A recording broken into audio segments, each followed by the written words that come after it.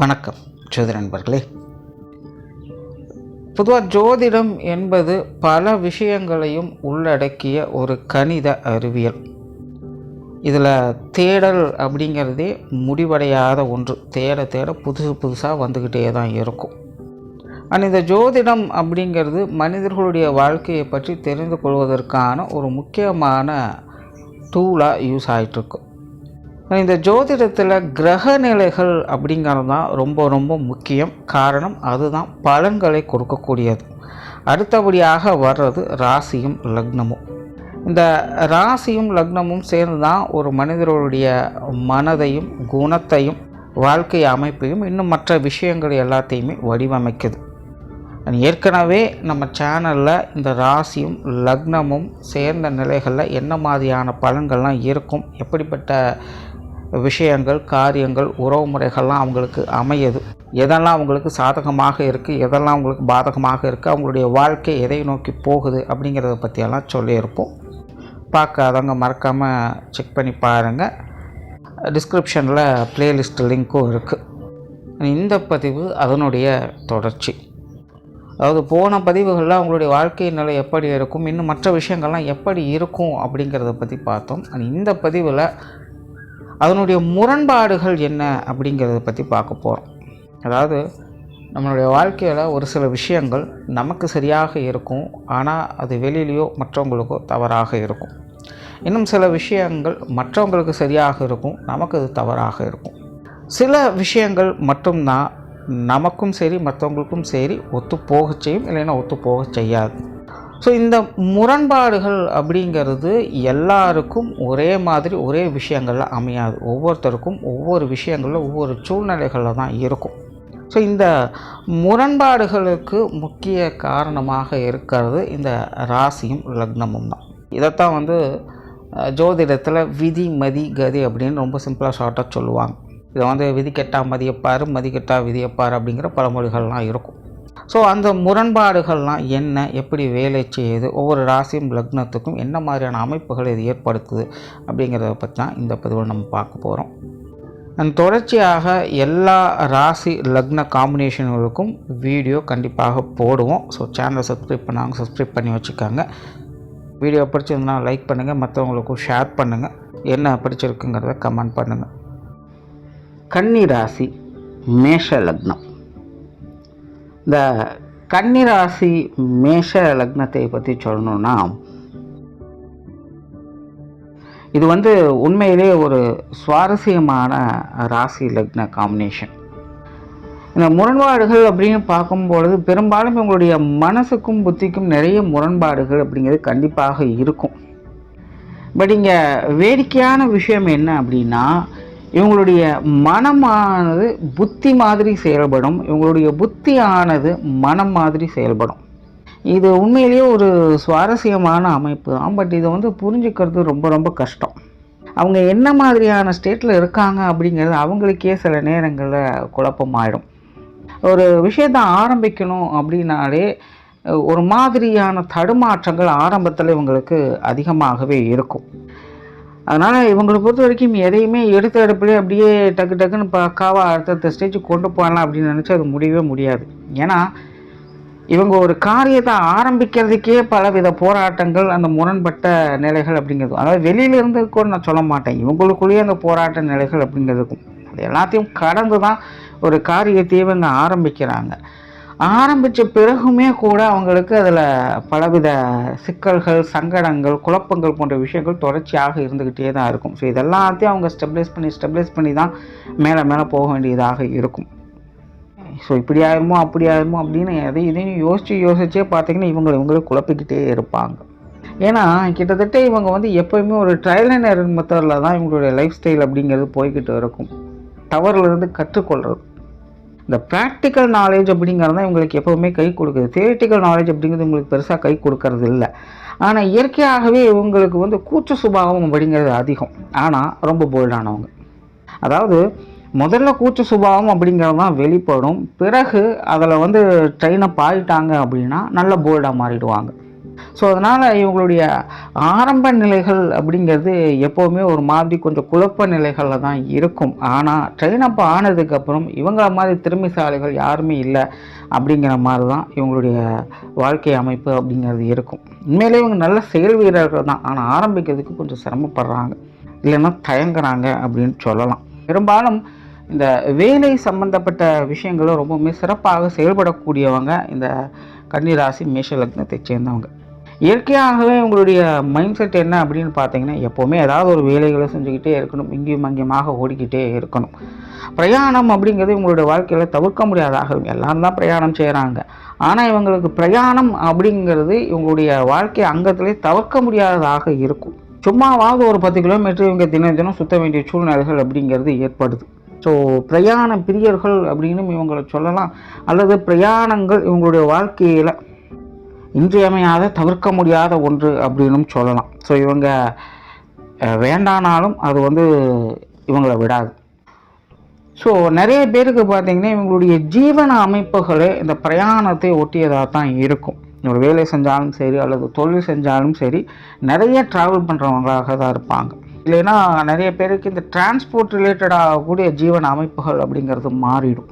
So இந்த தொடர்ந்து travel பண்ணக்கூடிய நிலைகள் இருந்துக்கிட்டே இருக்கிறதுனால ஓயாத அலைச்சல், டென்ஷன், குழப்பங்கள் போன்ற விஷயங்களும் அதிகமாக இருக்கும். உடல் சோர்வுகள் அப்படிங்கிறதும் உங்களுக்கு கூடுதலாகவே இருக்கும். ஸோ அடிக்கடி கொஞ்சம் ரெஸ்ட்லெஸ் ஆகிடுவாங்க. ஸோ இதனால் வரக்கூடிய குழப்பங்கள் தான் முன்னாடி சொன்ன மாதிரி உங்களுடைய மனம் புத்தி மாதிரி செயல்படும், இவங்களுடைய புத்தியானது மனம் மாதிரி செயல்படும். சில நேரத்தில் இவங்க எதுக்காக ஓடிட்டுருக்காங்க அப்படின்னே கூட இவங்களை யோசிக்க வச்சிடும். ஆனாலும் ஏதோ ஒன்று இவங்களே சமாதானப்படுத்தி ஓடிக்கிட்டே தான் இருப்பாங்க. அதாவது இவங்களுக்குள்ளேயே ஒரு கொஸ்டின் ரைஸ் ஆகும், அந்த கொஸ்டினுக்கு ஏதோ ஒரு ஆன்சர் கிடைக்கும். பட் அந்த ஆன்சர் கரெக்டாக தப்பா அப்படின்னு கூட இவங்க பார்க்க மாட்டாங்க, அதான் ஆன்சர் கிடைச்சிச்சில்ல அப்படின்னு மாதிரி போக ஆரம்பிச்சிடுவாங்க. பட் இது எல்லாமே இவங்களுடைய சரி தவறு அப்படின்னு எந்த ஒரு ஜட்ஜ்மெண்ட்டுக்கும் இங்கே வரல. இது இவங்களுடைய இயல்பு.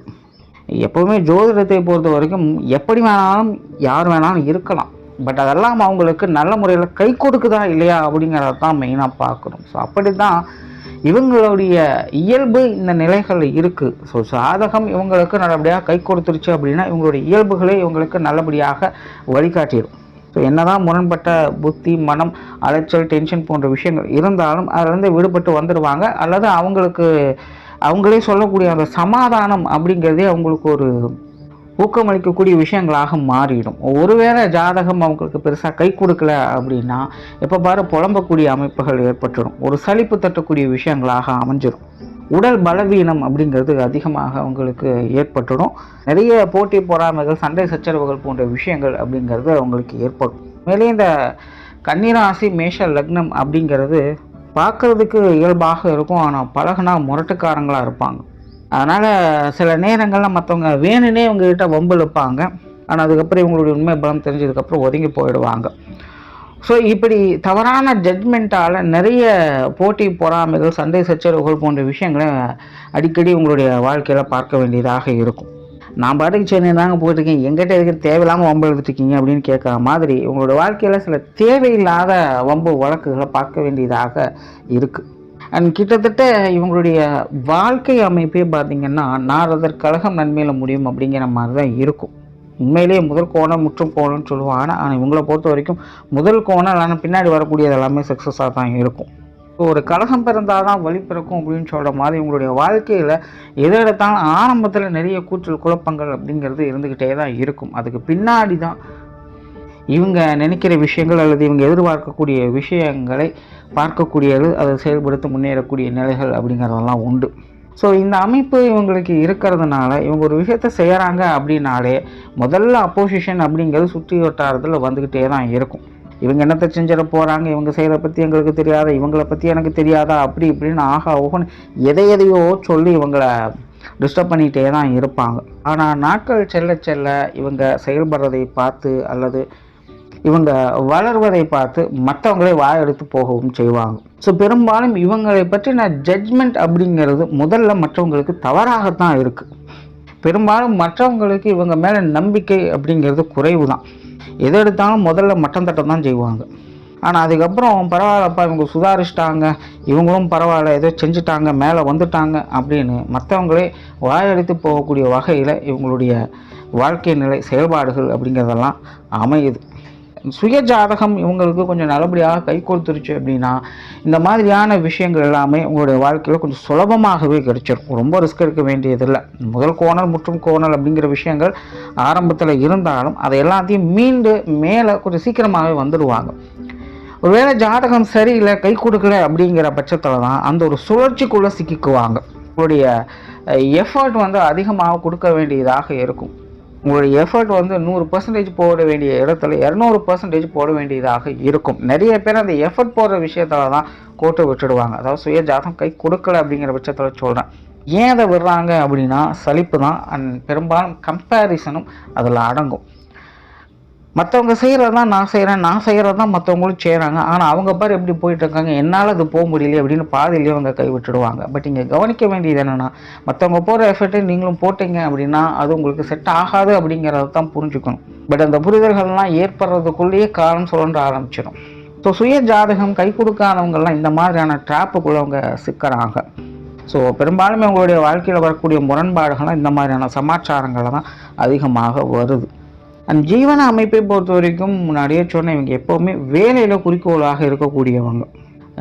ஜென்ரலாகவே கன்னியும் சரி மேஷம் சரி, அது ராசி லக்னம் எப்படி அமைஞ்சிட்டாலும் சரி, இவங்களுக்கு ஜீவன நிலைகளில் எப்போவுமே ஈடுபாடுகள் அப்படிங்கிறது அதிகமாக இருக்கும். ஸோ இவங்களுடைய மனமும் புத்தியும் சரி எப்போவுமே வேலையில் தான் குறியாக இருக்கும். முதல்ல வேலையை பார்ப்போம், அடுத்தது மற்ற விஷயங்களை பார்ப்போம் அப்படிங்கிறது தான். ஸோ தூங்கும்போது கூட இவங்க அடுத்தது என்ன செய்யலாம் அப்படிங்கிறத பற்றின யோசனைகள் தான் அதிகமாக இருக்கும்.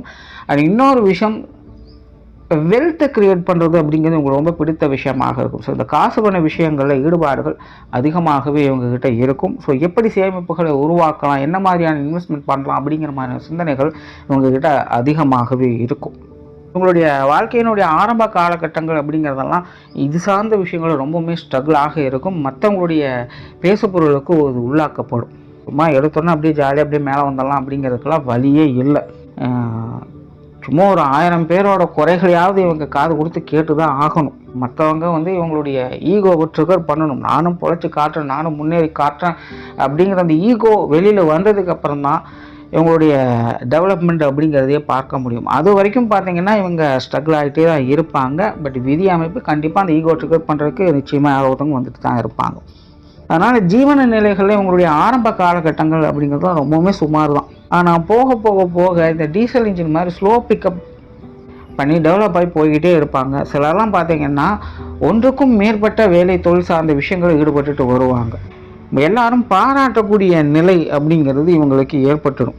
மேலே சுய ஜாதகமும் இவங்களுக்கு கை கொடுத்துருச்சு அப்படின்னா இவங்களுடைய ஜீவன ரீதியாக பெரிய லெவல் அச்சீவ் பண்ணக்கூடிய நிலைகள் உண்டாகும். சமூகத்தில் பெரிய பெரிய ஆட்களோடலாம் சேர்ந்து பிஸ்னஸ் பண்ணக்கூடிய அமைப்புகள்லாம் இவங்களுக்கு தானாகவே ஏற்படும். இந்த பிஸ்னஸ் மேக்னெட் அப்படின்லாம் சொல்கிறாங்களா, அந்த மாதிரியான நிலைகளை கூட இவங்க எட்டு பிடிக்கலாம். ஒரு வேலை ஜாதகம் சரியாக அவங்களுக்கு கை கொடுக்கல அப்படின்னாலும் கூட இதெல்லாம் பெரிய அளவுக்கு அவங்களுக்கு சங்கடம் கொடுக்க போகிறதில்ல. அதாவது பெரிய லெவலில் ரீச் பண்ண முடியாது. ஆனால் வாழ்க்கையில் கடைசி வரைக்கும் ஏதோ ஒரு விஷயத்தை செஞ்சு தன்னுடைய ஜீவனத்தை நடத்தி கொண்டு தான் இருப்பாங்க. ஏதோ ஒரு வகையில் இவங்களுக்கு வருமானம் அப்படிங்கிறது இருந்துக்கிட்டு தான் இருக்கும். என்ன மனசு கொஞ்சம் வலிக்கும், நம்ம நினச்ச மாதிரி இருக்க முடியலையே, நம்ம அதை நினச்சோம் இதை நினச்சா இப்படி பண்ண முடியும், எதுவுமே நமக்கு கை கொடுக்கலையே அப்படின்னு அப்பப்போ தன்னைத்தானே நொந்துக்கிட்டு இருப்பாங்க. பட் நல்ல விஷயம் என்னென்னா எப்போவுமே இவங்களுக்கு ஏதோ ஒரு வகையில் வருமானம் அப்படிங்கிறது இருந்துக்கிட்டு தான் இருக்கும். ஏதோ ஒரு வேலைகளை இவங்க செஞ்சுக்கிட்டு தான் இருப்பாங்க, மோசமான ஜாதகம் ஏற்பட்டாலும் கூட. அதனால் இந்த கன்னிராசி மேஷ லக்னத்தினுடைய ஜீவன அமைப்புகள் அப்படின்னு வரும்பொழுது ஆரம்ப காலகட்டங்களில் மற்றவங்களுடைய நிறை குறைகளை கொஞ்சம் தள்ளி வச்சுக்கோங்க. ரொம்ப பர்சனலாலாம் எதையும் எடுத்துக்க வேண்டாம். இவங்களுக்கு நம்பிக்கை அப்படிங்கிறதான் ரொம்ப ரொம்ப முக்கியம். என்றைக்குமே ஜீவனத்தில் அந்த ஒரு விஷயத்தை மட்டும் இங்கே கைவிட்டுடக்கூடாது. அண்ட் குடும்ப வாழ்க்கை அப்படின்னு பார்க்கும்பொழுது இது ஒரு மாதிரி பட்டும் படாமலும் தொட்டும் தொடாமலும் தான் போய்கிட்டு இருக்கும். அதாவது பெரும்பாலும் இவங்களுக்கு இந்த குடும்ப வாழ்க்கையில் ஈடுபாடுகள் அப்படிங்கிறது கொஞ்சம் குறைவு தான். ஆனால் குடும்பத்தாரனுடைய சப்போர்ட் அப்படிங்கிறது இவங்களுக்கு எப்போவுமே இருக்கும். சிம்பிளாக சொல்லணும்னா இவங்க குடும்பத்தை பார்த்துக்கிட்டாங்களோ இல்லையோ குடும்பம் இவங்களை பார்க்கும் அப்படின்னு சொல்லலாம். அதாவது இவங்க அவாய்ட் பண்ணணும்னு நினச்சாலும் கூட குடும்பமானது இவங்களை அவாய்ட் பண்ணாது. எப்படியோ இவங்களை வாஷ் பண்ணிகிட்டே தான் இருக்கும். ஸோ அப்படி தான் இவங்களுக்கான குடும்ப வாழ்க்கை அப்படிங்கிறது அமையுது. பெற்றோர்கள் உடன்பிறப்புகள் சார்ந்த விஷயங்கள் எல்லாமே ஒரு அளவான நிலைகளில் தான் இருக்கும். எல்லாம் பட்டும்படாமல் தொட்டுந்தராமல் இருக்கக்கூடிய விஷயங்கள் தான். வீட்டுக்கு வீடு வாசப்படி அப்படின்னு சொல்லுவாங்க. சில நேரங்களில் அன்பை பொழிவாங்க, சில நேரங்களில் கசப்பான விஷயங்களும் வந்து போயிட்டே தான் இருக்கும். பெரும்பாலும் இந்த சர்க்கிள் அப்படிங்கிறது இவங்களுடைய விஷயங்களும் ரொட்டீன் ஆகிட்டே தான் இருக்கும். அண்ட் திருமணத்திற்கு பிறகு இவங்களுடைய குடும்ப வாழ்க்கை அப்படிங்கிறது கொஞ்சம் மாறுபடும். ஜென்ரலாகவே இவங்க திருமணத்திற்கு பிறகான குடும்ப வாழ்க்கையை தான் அதிகம் நேசிப்பாங்க. ஸோ இவங்களுடைய வாழ்க்கை துணை, இவங்களுடைய குழந்தைகள் சார்ந்த விஷயங்களை கொஞ்சம் ஈடுபாடுகளை அதிகம் காட்டக்கூடியவங்க.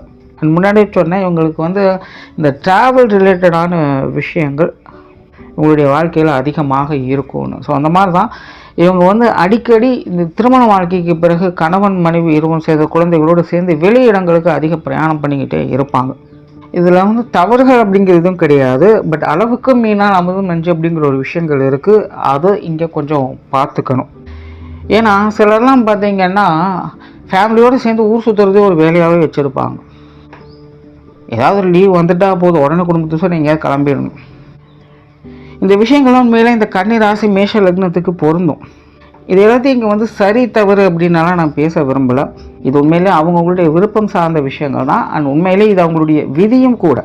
அதனால் இதில் யாரும் இதை சரி தவறு அப்படின்னாலாம் சொல்ல முடியாது. பட் என்ன கவனிக்கணும் அப்படின்னா, அளவுக்கு அதிகமாக போகாமல் பார்த்துக்குங்க. எதுவுமே அளவுக்கு மீறினா அமிர்தமும் பிரச்சனை தான். அடுத்ததாக உற்றார் உறவினர்கள் நண்பர்கள் இவங்களுடைய விஷயங்களையும் அதிக ஆர்வம் காட்டக்கூடியவங்க அப்படின்னு சொல்லலாம். ஜென்ரலாகவே இந்த கன்னி ராசி மேஷ லக்னம் அப்படிங்கிறது நண்பர்களுடைய விஷயங்களும் சரி, உறவினர்களுடைய விஷயங்களும் சரி, எப்போவுமே ஒரு கண்ணு வச்சுக்கிட்டே தான் இருக்கும். இவங்க என்ன செய்கிறாங்க, எங்கே போகிறாங்க, என்ன பண்ணுறாங்க அப்படிங்கிறத பார்த்துக்கிட்டே தான் இருக்கும். அவங்களுடைய பழக்க வழக்கங்கள் அதிகமாக ஈடுபடும். கால நேரங்கள் சரியாக இருக்கும்போது இந்த மாதிரியான விஷயங்கள்லாம் ரொம்பவுமே இனிப்பாகத்தான் இருக்கும். ஆனால் கால நேரங்கள் மாறும்பொழுது, அதாவது போதாத காலங்கள், ஆகாத காலகட்டங்கள் அப்படிங்கிறதெல்லாம் வரும்பொழுது இவங்களுக்கு எதிரிகளாக மாறுவாங்க. முகத்துக்கு முன்னாடி பேசினவங்க முதுகுக்கு பின்னாடி கண்டிப்பாக பேசவே செய்வாங்க. இந்த போட்டி போராமைகள் அப்படிங்கிறதெல்லாம் இந்த மாதிரியான நேர காலகட்டங்கள் தான் அதிகரிக்கும்.